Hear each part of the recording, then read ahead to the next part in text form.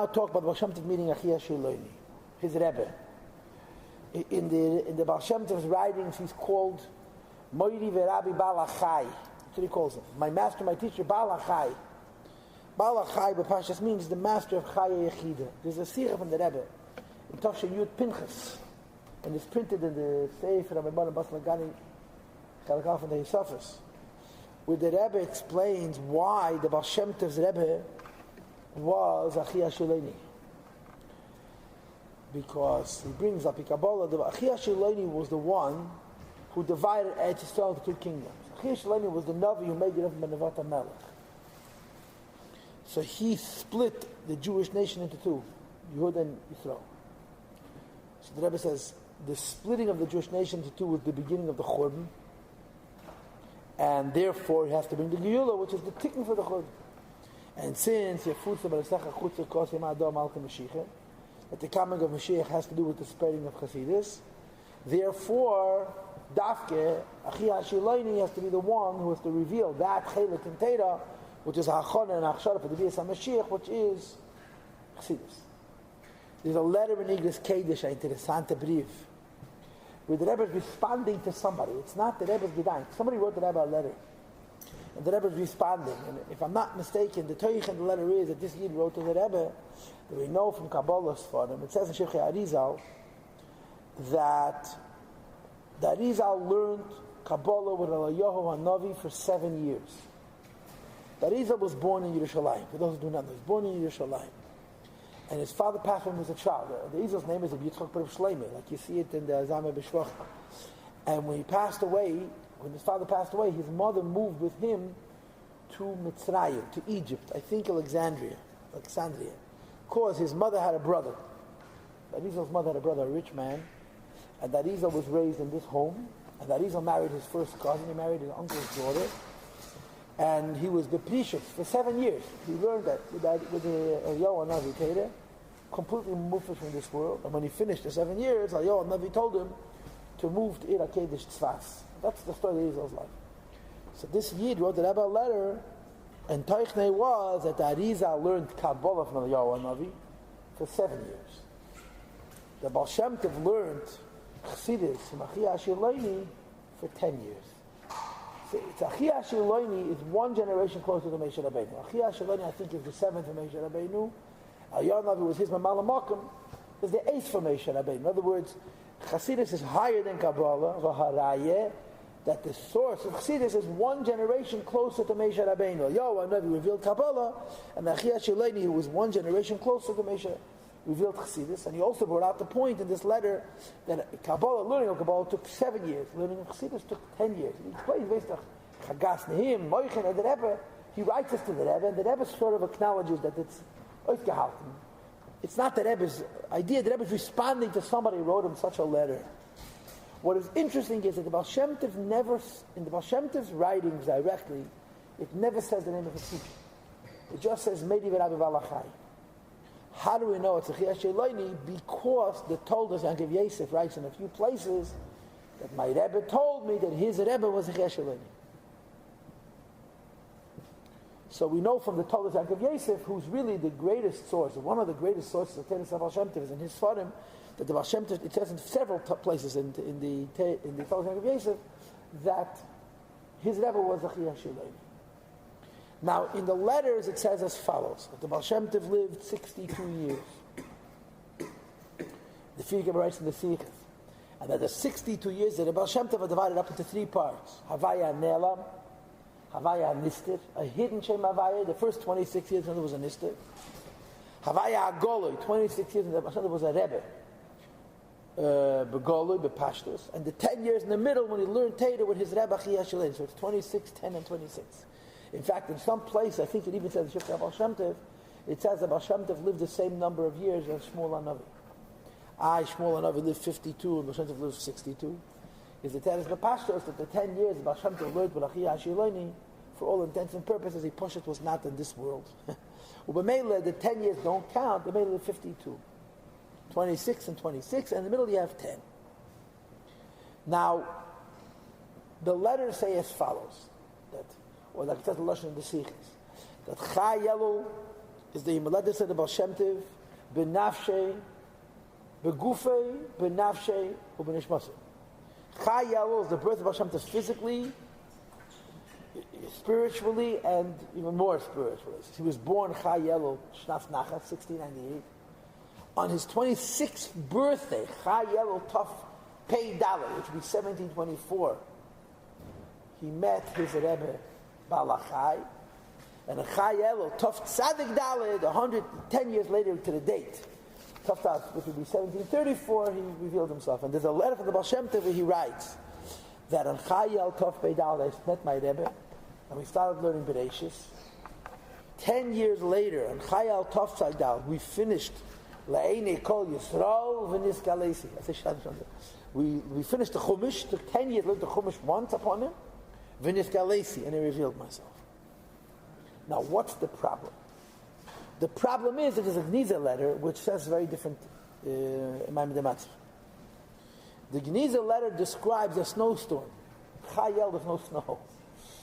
Describes a whole sipur. The Baal Shem Tov writes a letter to his shvagir, I think to Geshem Kitterer, Medachzach, where he's telling the story of how he met his Rebbe Baal Chai. And he tells the story that it was Erev Shabbos, and he went to the mikveh. When the Baal Shem Tov came back from the mikveh, hat sich zugelegt, Kederach HaMakabal, we laid on Erev Shabbos, the time of Shina, and in his sleep, Erev Shabbos, he dreamt and he saw his Rebbe, very lichtig upon him, and Achiya HaShiloni told him that we're going to start learning, he should meet me between the second and the third mountain. I think they started learning outside of Brod, which is the city where Geshem Kitterer was around. Then later they moved from Brod to a different place because the Baal Shem Tov was a nisted even from his own shvagir who couldn't suffer the fact that his brother was such an amarit. But in the beginning they were living in Brod, and he told them we should meet between the second and the third mountain outside of the city. When the Baal Shem Tov woke up, he felt it was nepach nish acher. He felt like a whole new person. In fact, Friday night, when he was sitting and making kiddush and saying Shalom Aleichem, his wife asked him, she knew who the Baal Shem Tov was, she asked him if he's feeling okay, because she saw in him a big shinui. He became a new man. And it was actually the Baal Shem Tov acted like a nish poshut. He sat in the shul to the Pashta Yidden. His shvagir, the Rav, Geshem Kitterer, also asked him how he's feeling. And it almost never happened, but that Shabbos they gave him an aliyah. They never gave him an aliyah because he was officially a Pashta Yid. But the people felt that something is very unusual about him. And the same thing happened Motzei Shabbos when he was singing El Yoel Navi, El Tishbi. Again, his wife says, you look up Sandish, something is different. And he wasn't allowed to tell her. So Sunday morning, he went out of the city. It was described, it was around Vayeshiv Tzeit, and it was an incredible snowstorm. And he fought his way through the snow, and he came between the second and the third mountain outside of Brod, and he met his Rebbe. And they went together into a cave. In the cave there was a table and 2 chairs and a candle and 2 svarim. And they sat down, they opened up the svarim and they learned. The Baal Shem Tov writes, I had been in that place many times before. I never saw a cave, and I certainly never saw tables and chairs. And they learned for many hours, until in the evening my Rebbe told me, it's enough for today. We got up, and he walked me back to the edge of the town, and he put his holy hands on my head, and he gave me a bracha, and I went home. And the following day, I went out again, and I met him, and every day this went on, that he would go out of the city, would meet his Rebbe, they'd go into the cave, and they would learn. Upon him, later on, it changed. Until they went every day. The Rochas Gavan say that he would leave his home on Sunday morning, and he would come home for Shabbos. His wife didn't see him a whole week. And she would prepare for him food to take along Sunday. And when he came home Friday, the food was not touched. The man fasted from Shabbos to Shabbos. But it wasn't the Pshat that the Baal Shem Tov was fasting, it was the Pshat at vergessen essen. The Baal Shem Tov forgot to eat. A ganze Woche nicht gegessen. And so I don't know how long the Seder was that he would walk him home every night. But later on, he wouldn't go back to the city every day, he went home just for Shabbos. And the Baal Shem Tov writes, after we were learning for about 9 months, he walked me to the edge of town, and he asked me, do you know who I am? So the Baal Shem Tov says, no, I have no idea who you are. So he told me.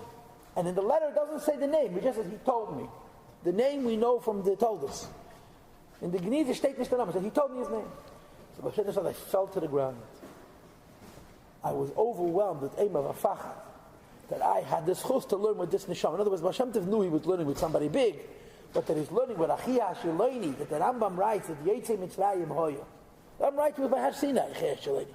Kotnai b'mei Moshe. Then later he was in Nasi Yisrael, based on the times of Shlomo Melech, Rav Menavot, and so forth and so on. He was from the Baal Shem, and Baal Shem Tov was learning with him, and he was so moved by the fact that he had the chus to live with this person, he pushed it fell to the ground. And this is my hashara, this is my guess, that they started learning Pashas Vayeshev Tzai. This was says in the letter in the Geniza. They started with a snowstorm Pashas Vayeshev. That's Mestama Yutas Kislev. 9 months later, it's Chayel Take.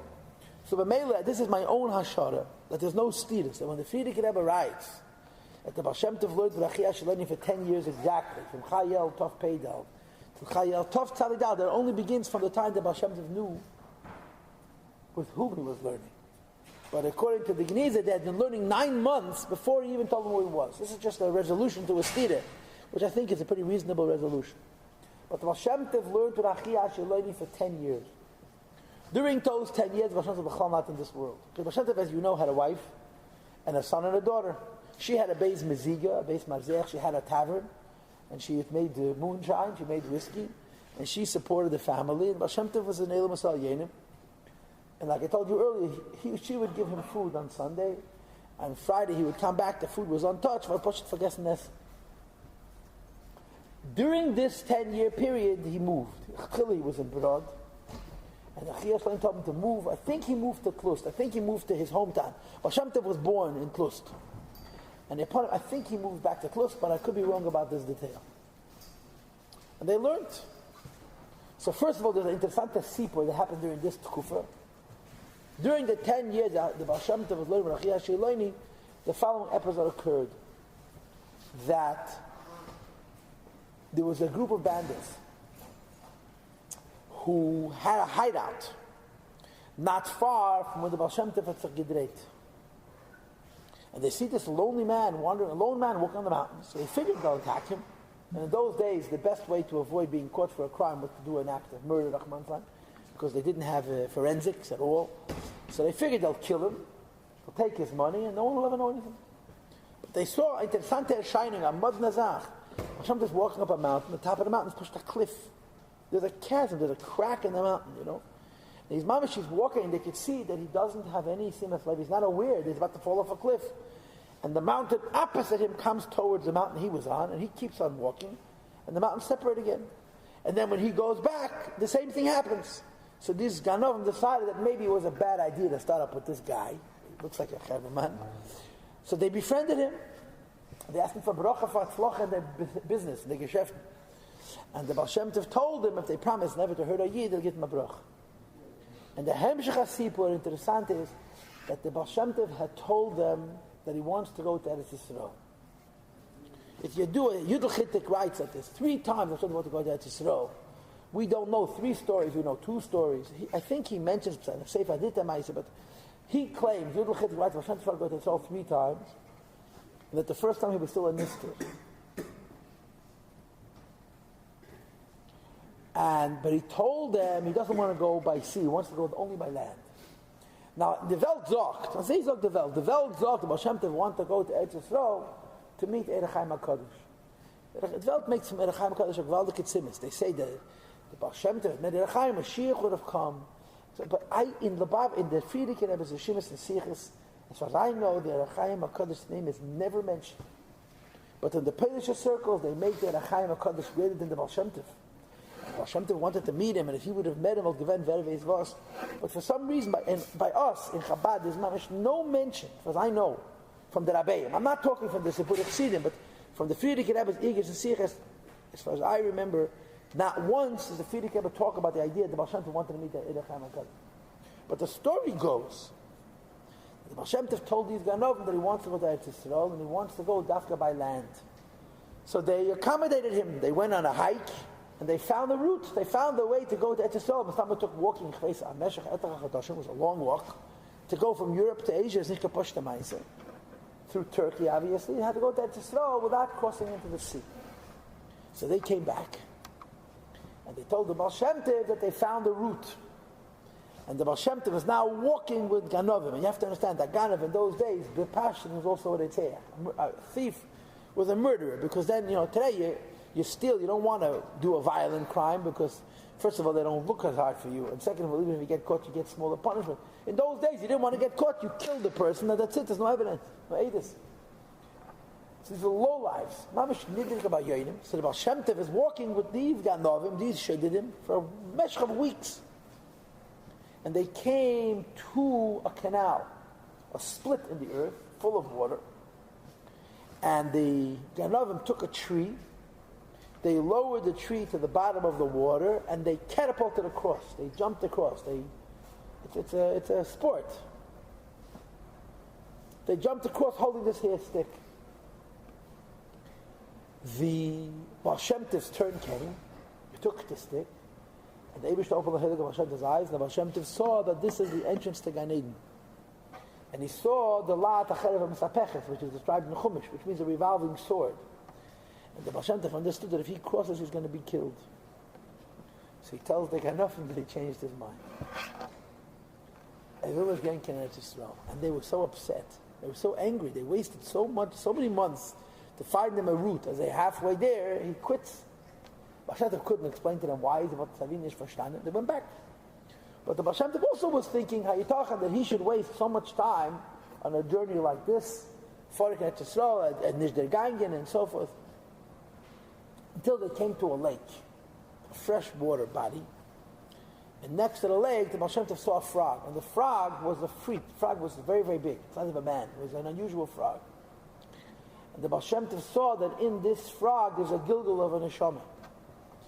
And the Baal Shem Tov spoke to this neshama, and the Baal Shem Tov told him, he said, I lived 700 years ago, which means today you're talking almost 1,000 years ago. And I was a tzaddik. And once I was mezalzel in the Tilas Yadayim. I was mezalzel in the Tilas Yadayim, which is the Rabbanan Sachak. And because I was mezalzel in the Tilas Yadayim, I was ne'nash min hashamayim, I was punished from heaven, and the punishment was that I was given this yonis that I couldn't pass, and I fell to Shel Tachas. I became a Baltaiva, I fell into the worst of Edis. And my oynish is that they're not even letting me into Gehenim. My neshama is misgalgal. I'm stuck here in the wilderness in a midbar. I'm not near a yishuv, so no yid is around to be ma'ila my neshama. And for 700 years, my neshama is not even being allowed into Gehenim. Mutar d'ladayde v'leis tamadiyos. So Baal Shem Tov understood why the Eibush did arrange B'ashgacha Pratas that he should take this journey. He took water from this lake. He made a shakal ne'ebedvarim. He drank the water, and the frog died. And the neshama had an aliyah. So Baal Shem Tov understood that the Eibush did arrange. Mesabav kol hasibas, ilas kol ilas. If Baal Shem Tov should take this walk with these low lives, Eretz Yisrael he wasn't going to get. Baal Shem Tov never made it to Eretz Yisrael. But the value was Mesakin and the Neshama. This gave the mice. As the 10 years drew to a close, they lived together for 10 years, all of a sudden, Achiya HaShiloni drops on the Baal Shem Tov a bombshell. A shock, a surprise. He was tricked. But the mice did not. That after they finished learning, the Baal Shem Tov is going to have to reveal himself as a tzaddik, ois and eflois, a wonder man, a person who does miracles, who's going to be Megala, new Madrega, new Chelik and Teda, based on the principles of Yahavta Le'echa Kamoicha, which is going to prepare the world for Malach HaMashiach. So the Baal Shem Tov said, Achiya HaShiloni, I didn't sign on for that. Nobody wrote in the contract when we started learning, this is the price. So Achiya HaShiloni says, this is the only reason your neshama came into this world. You would never have been born. You wouldn't even exist. The only reason your neshama came into the world is for this purpose, and this is your shlichus, and this must be, and a very serious negotiations began. The Baal Shem Tov tried every way to get out of his galus. He didn't want Shum Befer to reveal himself. And there's two ideas brought as to why. What was the Baal Shem Tov's objection to his galus? Number one, there were people older than him. Baal Shem Tov was only 36. And in the movement of the Nistarim, there were Nistarim as time in the 70s, 80s, 90s. So if it's a movement of Nistarim, a hidden movement, it doesn't matter that the Rebbe is 36 and Talmidim are 60 or 70 already. But if it's a revealed movement, that Stam Anoshim, the regular people, see the younger man fears with the Reuter board, the young man with the red beard is in charge, and the Yid with Weißer Beit sitzen, I remember, as they the Baal Shem Tov felt that it wasn't appropriate. That was number one.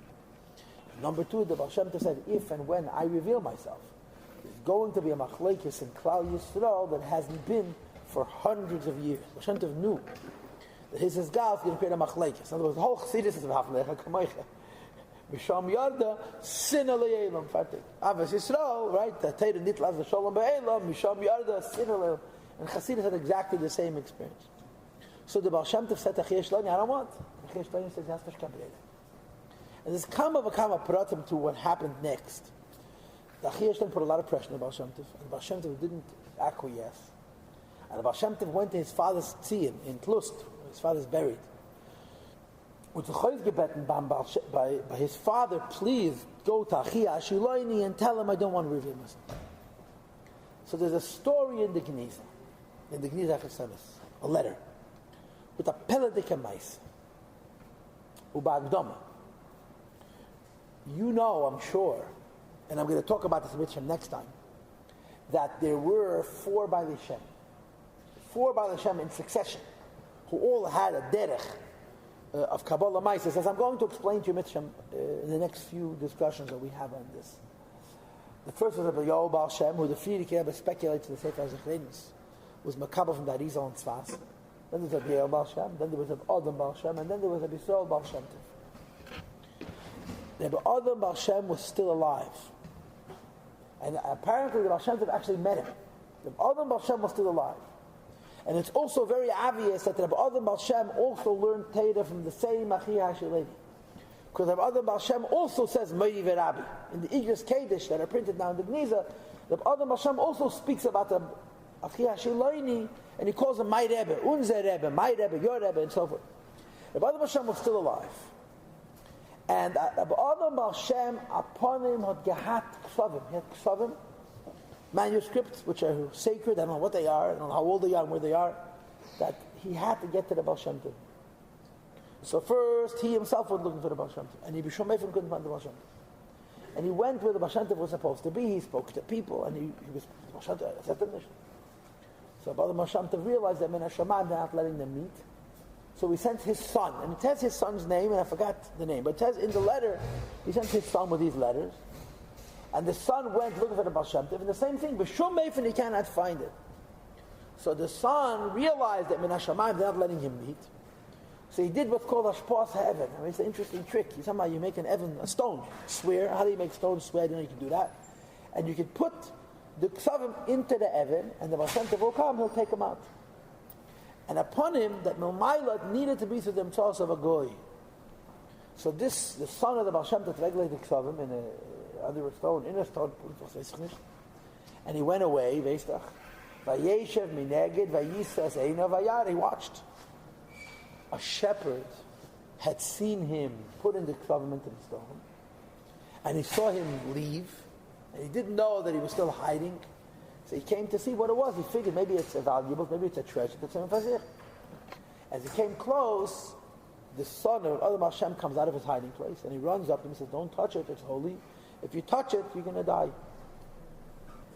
And he said to him, you know, there's a younger man, Srul, they called him Srul. When Srul comes, show him this place, because these papers are for Srul. And the Adam Baal Shem's son gave this guy a very large tip, an incredibly generous tip. He says to him, remember, don't touch it. And when you see Srul, it had to upon him go through a guy. See Srul, you'll show him where the place. The Baal Shem Tov came, and this guy went up to the Baal Shem Tov. He says, Srul, I have a shlichus for you, that somebody was here, and he told me that he was looking for you and he couldn't find you, so he left you in the stone paper. Baal Shem Tov went back and he found the Ksavim, and he gave the guy a very large tip, and it was exactly the same tip that he had gotten from Baal Shem Tov. Baal Shem Tov tells this whole thing in his story. And in these Ksavim, and Emaises, amongst the stories that are in the Ksavim that the Baal Shem Tov got from Baal Shem is the story of his neshama, the earlier Gilgul, that I told you about last time. But there's another story in the Ksavim, which is a Maisim Oyim V'Neir. Baal Shem Tov himself calls a Maisim Oyim V'Neir. Adam Baal Shem writes of Yisrael Baal Shem Tov. He says, Pa'amachas, he says, one time by Shalosh Shudis, Ra'isi Meiri V'Rabbi, I saw our Rebbe, his Achiya HaShiloni. And he said to me, right after Shabbos, you should be ready we're going on a trip. We're going to travel to the city of Brod, I think, which is a Meshach Zman Rab away. So right after Havdalah, he says, I went outside, and there was a wagon, and I got into the wagon, and there was sitting my Rebbe, Achiya HaShiloni. Remember, this man had lived literally almost 3,000 years earlier. And we sat in the wagon, and we traveled. And if I'm not mistaken, my Rebbe told me to sing Al Yoh Navi Al Yoh Tishmi. Al Yoh Navi Shabbat, I sang Al Yoh Navi Al Tishmi. And when I finished, my Rebbe told me, if you knew who was driving this coach, was the Gesessen and Gesessen Derech Eretz. You sit at more Derech Eretz, but he didn't tell me who it was. And when he finished, Al Yoh Navi Tishmi, they were already outside of Brod. In other words, he had Kfitzes Derech. They drove up to a house, and they went inside the house. And I sat down, and my Moiriv Rabbi, the Achiya HaShiloni, started pacing the room. Now just imagine, you're standing in a room with a Jew who's literally 2,500 years old, as Nishtala Gavanim Toizim to Yad Freya. You're sitting at a table, and he's pacing, several hours. I mean, it must have been so frightening. It must have been so scary. I mean, can you imagine? Several hours, and there's nothing happening. They're not talking, they're not exchanging anything, they're going to garnished. Pacing for a Meshach Zman Rav, and after several hours, the door opens, and in walks a very tall man, the Greaser Shterem with a big forehead, and my Rebbe walks up to him and says to him, Shalom Aleichem Rebbe Eliezer. This is Baal Shem Tov's father, who had come from Elam HaEmes. And my Rebbe says to him, sit down. So Eliezer answers to him, I come from a world, the world in which I live, nobody sits and nobody stands. I'll stand. So now you have this. The brother Baal Shem is sitting, and Achiya HaShiloni, who lived 2,500 years ago, or Rebbe Eliezer, who had passed away, are standing. It must have been quite a tziyah. And Rebbe Eliezer says to Achiya HaShiloni, Mein Zun Yisraelik. That's how he begins. Mein Zun Yisraelik. My son Yisraelik is coming to me. And he's begging me that I should speak to you, that he shouldn't have to reveal himself. And I told you before the two reasons. And so I'm asking, you should be mevat. So Achiya HaShiloni says to Rebbe Eliezer, you should understand, the only reason your son's neshama came into this world, and the only reason he exists is for this. Anish, nobody needs him. And you should tell him that he has no breira. Azayat megez again l'mayla. This is the decree made in heaven to reveal himself. And you should tell him also that until he agrees to reveal himself, he will never see me again. Achiya HaShiloni punished him. He threatened him. You're not going to be in this gala. You'll never see me again. And then Rebbe Eliezer left. After Rebbe Eliezer left, so as I said, as we lost drinking a case chamen, my Rebbe Achiya HaShiloni, my Rabbi, said to me, the bottom Baal Shem, you can drink a case chamen. Once a Shabbos, you're supposed to drink hot water. So I drank a case chamen, a glass of tea. And then I went outside, and my Rebbe tells me, you go back. I have business in Brod. I mean, he needs a wagon pulled from going from place to place. He can travel from world to world without a wagon, but to go from Chveisnishvu, from Rapshitz, where the Baal Shem lived in Rapshitz, to Brod, he needs a wagon. So I have more business in Brod, so I'm staying here, you go home. So I got back into the wagon, and the wagon driver drove, and this time I knew already that I should sit with more Derech Eretz, because I didn't know who the wagon driver was, but I knew that if I knew who the wagon driver was, I would have, a short time I was home. So about the Baal Shem, I said, Baal Shem Tov, b'meili, you should understand, as the hastish kabrere. You must reveal yourself, this is why your neshama was born, this has to happen. Sure. And the Baal Shem Tov was finally convinced that it's got to happen. So here you have to understand the tension. Baal Shem Tov doesn't want this. And the Friedrich Rebbe, in one of his sichos, refers to Chayel Tov Tzadik Dalet, 1734, which is the official birthday of Chassidus. Chayel Tov Tzadik Dalet, 1734, was the official birthday of Chassidus. The great heilige glickliche Tag, that's what he calls it. The great, holy, fortunate day of the Baal Shem Tov's Galus. So the Baal Shem Tov is miserable, and the Friedrich Rebbe thinks it's the great, wunderbar, So there's a letter from the Baal Shem Tov to his brother-in-law, of Gershon Kittler. Because it looks like upon him that even though when he was younger, Baal Shem Tov hid himself from Gershon Kittler. Gershon Kittler did not know who the Baal Shem Tov was. Faket.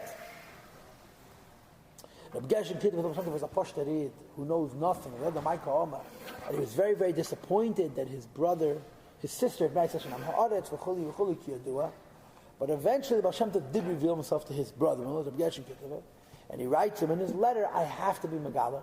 I have to be Mizgala. I don't want to do it. And I'm very, very uncomfortable. May Lebetech come and be with me. He writes to his brother-in-law, I want at least to have somebody with me. And it says in the Sichas of our Rebbe, I didn't see it in the Sichas of it says that the Baal Shem Tov's neshama came down into this world. That they should have Shishim Gibayim. That even though the Baal Shem Tov's Indian was to be Megalach Sidis, and Baal Shem Tov has to do his job, the Eibishter gave Baal Shem Tov a matana 60 tzaddikim that should be with him. 60. Now we don't know the name of all 60, but we know the name of, let's say, 35 or 40. There's people who write the Shimis of this in Polish Sfarim, who are the Talmidim of the Baal Shem Tov. But the Baal Shem Tov oizgepelt mal meilam zum geben 60 tzaddikim. And the Rebbe adds that the Baal Shem Tov told the Maggid that just like Elisha was told by Eliyahu, Elisha was the Talmud of Eliyahu Navi, he's going to get double of Eliyahu. So the Baal Shem Tov told the Maggid also going to get Pishnayim, and by the Maggid there were 120 tzaddikim. And the Baal Shem Tov very painstakingly, very slowly and carefully and deliberately gathered his chavraya of 60 tzaddikim, and upon him one of the first was this Sugesh Kittiv, his own shvagir, his own brother-in-law. And he says to him, please come, I want you to be with me. I have to reveal myself, I don't want to do it.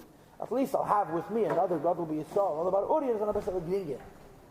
And apparently, I mean, imagine Geshem Kittiver came. And Baal Shem Tov was Nisgalah. And in the Shivchei Baal Shem Tov he described how the Nisgalas happened. I don't remember the details. It's that Baal Shem Tov's ability to conceal himself didn't have to do with the clothing he was wearing. His face would look different. The Tayar Pnei Koche, when he wanted to look at Prost, man, his face looked Prost. And when Baal Shem Tov wanted people to see that he was a tzaddik, he pushed it, his face looks different. So something Azami Maisa, the Baal Shem Tov, people so push it, his face would change like this, change like that. And the Baal Shem Tov settled in Meshbush. And in a very short time, it was mispasem that there is a tzaddik in Meshbush. And I'm going to explain to you soon that he wasn't Stamadei Val Primus Atera. He was involved in a particular area of Primus Atera, which is called Kabbalah Maisis, which we're going to talk about in Mitzvah over the next few shmusim. And he's an Eisa Peller. He does wonders. Baal Shem Tov used to write Kameis, which our Rebbeim didn't do. And the Baal Shem Tov used to use Shemis. He was called Baal Shem Tov because he used Shemis HaKadosh.